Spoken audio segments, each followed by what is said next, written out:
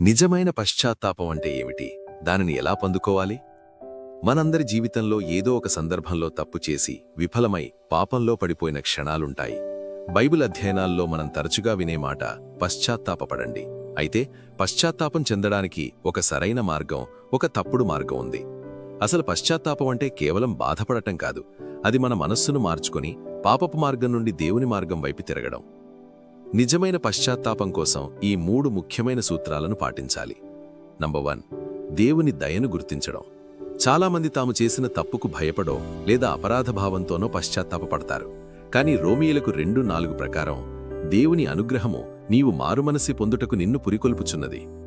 మనం శిక్షకు పాత్రులమైనప్పటికీ దేవుడు తన కుమారుడైన యేసును మన కోసం బలి ఇచ్చాడు. పశ్చాత్తాపమనేది మనల్ని మనం మెరుగుపరుచుకోవడం కోసం కాదు, దేవుడు మనపై చూపిన అపారమైన ప్రేమకు మనమిచ్చే ప్రతిస్పందన. 2, మార్పును క్రియల్లో చూపడం. పశ్చాత్తాపమనేది కేవలం మాటల్లో ఉండకూడదు. అపోస్తలుల కార్యములు 26:20 చెబుతున్నట్లుగా మారు మనస్సుకు తగిన క్రియలు చెయ్యాలి. ఉదాహరణకు, మీరు ఫోన్లో ఏదైనా తప్పుడు విషయం చూస్తుంటే కేవలం సారీ అని చెప్పడం సరిపోదు.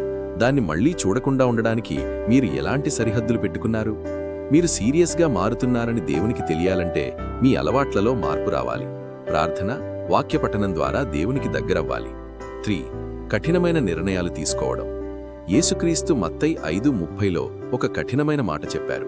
నీ కుడి చెయ్యి నిన్ను అభ్యంతరపరిచిన ఎడల దానిని నరికి నీ యొద్ద నుండి పారవేయుము.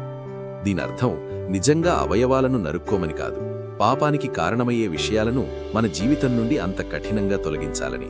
అది మనకు ఎంత ఇబ్బందిగా అనిపించినా ఆ పాపపు అలవాటును వదిలించుకోవడానికి మనం రాజీ పడకూడదు. ముగింపు. పశ్చాత్తాపం అనేది కష్టమైన ప్రయాణం కావచ్చు, కానీ అది మన ఆత్మకు ఎంతో మేలు చేస్తుంది. పాపం మనల్ని నాశనం చేస్తుంది, కానీ పశ్చాత్తాపం మనల్ని దేవుని ప్రేమలోకి తిరిగి తీసుకువస్తుంది.